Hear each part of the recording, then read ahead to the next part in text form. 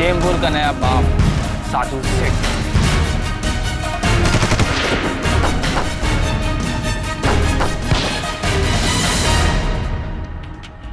Operation underworld ये कहानी है एक ऐसे डॉन की जिसने जब जुर्म की दुनिया में कदम रखा तो वरदराजन, दाऊद इब्राहिम और छोटा राजन जैसे बड़े अंडरवर्ल्ड डॉन ने एक एक कर उसे अपने गैंग में शामिल होने की दावत दी। हर गैंग उसे अपना हिस्सा बनाना चाहता था। वजह सिर्फ एक थी, जुर्म की दुनिया में बेहद कम वक्त में उसने कोहराम मचा दिया था और उसे ज्यादा वक्त देना मुंबई पुलिस के लिए घातक था।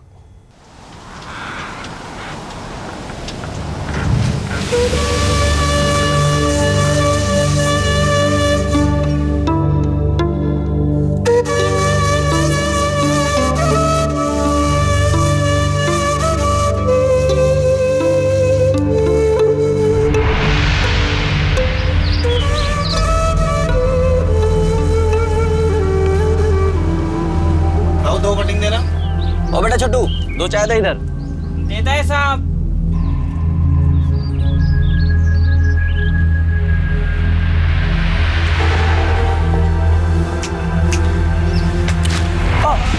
अरे भाई आप। चल रोकड़ा निकाल, रोकड़ा निकाल।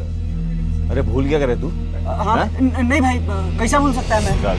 धंधा मंदा चल रहा है आजकल भाई। अरे साला तेरे हमेशा रोता रहता है, हैं? अब तेरा धंधा मंदा चले या गंदा चले उससे अपन को क्या? चल रोकड़ा निकाल। हाँ भाई।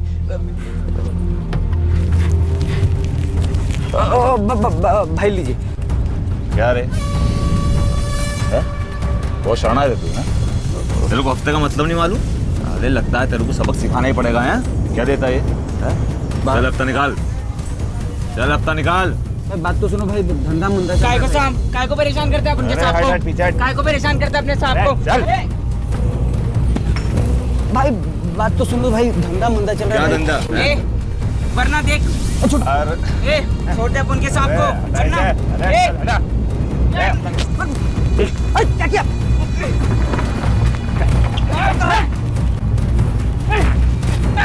क्या कर रहा है?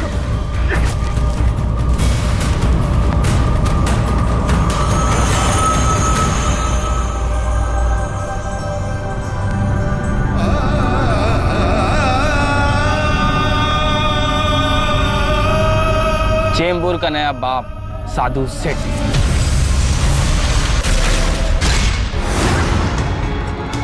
अस्सी के दशक में उभरे बंबई के नए अंडरवर्ल्ड डॉन सदानंद नाथू शेट्टी उर्फ साधु शेट्टी की यह शुरुआत थी। गुस्से में किए गए अपनी जिंदगी के पहले कत्ल ने सदानंद के कदम कुछ ऐसे बहकाए कि वो फिर कभी संभल ही न सका। यह कत्ल था इलाके के नामी बदमाश विष्णु डोगले चौहान का। देखते ही देखते छोटा सदानंद कब साधु भाई बन गया, ये खुद साधु को भी पता नहीं चला।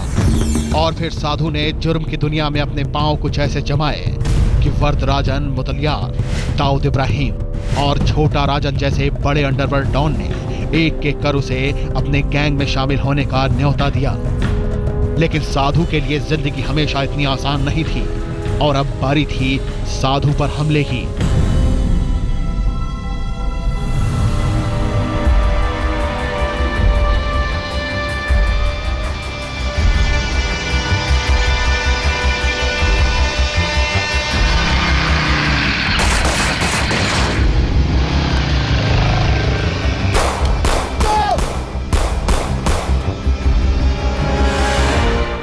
साधु पर यह जिंदगी का पहला हमला था, वो हमला जो साधु के पहले शिकार बने विष्णु डोगले चौहान के गुर्गों ने किया था। लेकिन तकदीर ने उसका साथ दिया और तकरीबन 4 महीने तक अस्पताल में भर्ती रहने के बाद साधु एक बार फिर अपने पैरों पर खड़ा हो चुका था। लेकिन अंडरवर्ल्ड में हमेशा से चले आए शह और मात के खेल में अब एक बार फिर बारी थी साधु शेट्टी की। अब वो खुद पर हुए हमले का बदला लेना चाहता था।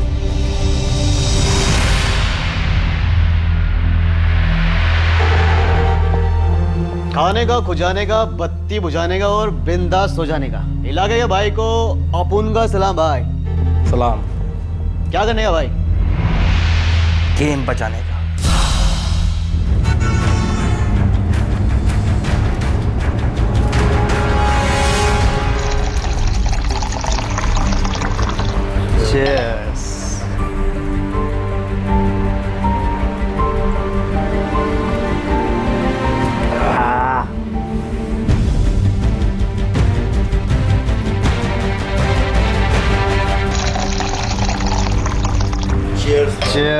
चीयर्स। क्या यार, फिर खाली हो गई ग्लास। तू काहे को टेंशन लेता है रे? ड्रिंक एक और बना, अब मस्त रहा एकदम।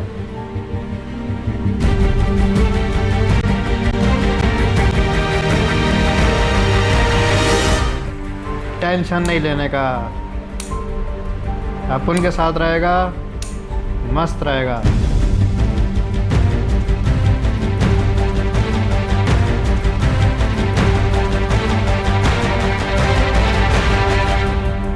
अच्छा किया जो ठोक दिया।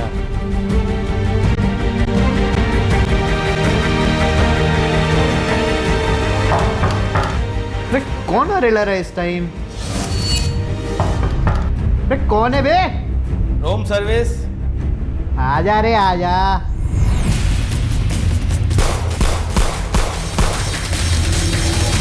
सारा कुतरिया। गुस्से में किए गए पहले कत्ल को छोड़ दें तो ये होशो हवास में किया गया साधु की जिंदगी का पहला गुनाह था और पहले ही मौके पर उसने कई लाशें बिछाई थी। इस तरह साधु ने न सिर्फ 4 महीने पहले खुद पर हमला करने वाले विष्णु चौहान के गुर्गों को हमेशा हमेशा के लिए खामोश कर दिया था, बल्कि मुंबई के अंडरवर्ल्ड के लिए ये उसका एक सानेहा भी था। सानेहा कि संभल जाओ, साधु आ चुका है। अब साधु की जिंदगी बदल चुकी थी। उसके बढ़ते ठौर को देखकर पहले तो उसे तमिल अंडरवर्ल्ड डॉन वरदराजन मुदलियार का वरदहस्त हासिल हुआ और फिर पूरे चेंबूर इलाके में उसका सिक्का चलने लगा। चेंबूर डॉन के नाम से ये फेमस था क्योंकि ये इसका एक्टिविटी प्रिलिमिनरी चेंबूर में ही था, जैसे कि एक्सटॉर्शन, मार पिटाई करना, और जैसा आपको बोला कि चौहान का मर्डर करने के बाद में जो वरदराजन था धारावी में था, उसके ये कांटेक्ट में आ गए और उसके बाद में इसका एक्टिविटी और आगे बढ़ने लगा।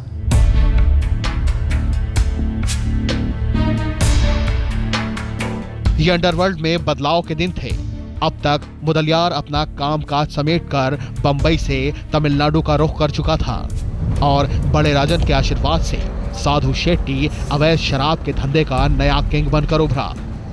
वक्त गुजरा और एक शूटआउट में बड़े राजन की मौत हो गई और अब साधु छोटा राजन का सबसे करीबी था।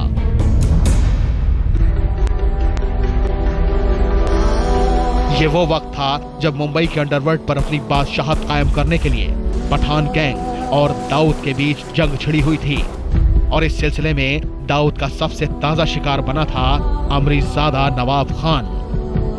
नवाब पठान गैंग के डॉन करीम लाला का बेहद करीबी और एक माहिर शार्प शूटर माना जाता था और नवाब को मौत के घाट उतारकर दाऊद ने करीम लाला को खुला चैलेंज दिया था। लाला खार खाए बैठा था और किसी भी सूरत में दाऊद से हिसाब चुकता करना चाहता था और इसी सिलसिले में लाला ने वो फैसला किया जिससे जुर्म की दुनिया के उसूल भी टूट कर बिखर गए। पठान ने दाऊद के बड़े भाई शब्बीर के नाम की सुपारी निकाल दी, उस शब्बीर की जिसका जुर्म की दुनिया से कोई लेना देना नहीं था, और दाऊद को ढूंढने में नाकाम पठान ने शब्बीर को ही टारगेट करना मुनासिब समझा।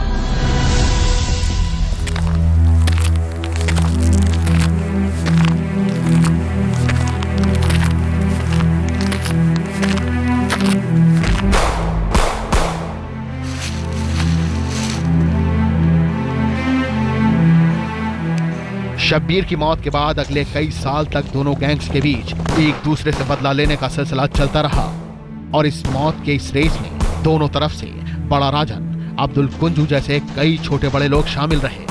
तब छोटा राजन और साधु शेट्टी दाऊद के बेहद करीब आ चुके थे और इसके बाद शेट्टी की मदद से दाऊद ने जो किया उसे याद कर आज भी अंडरवर्ल्ड को जानने वाले लोग सहम जाते हैं।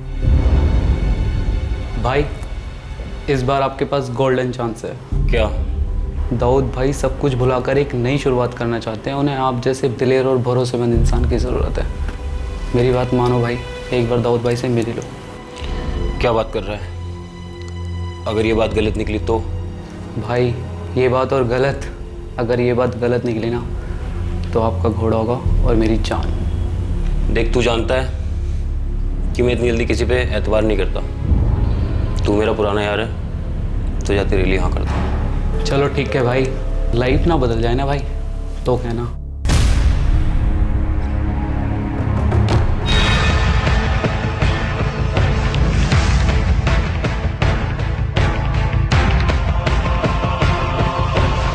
बहुत दिनों बाद हाथ आए हो शेफालिका, चल उठ।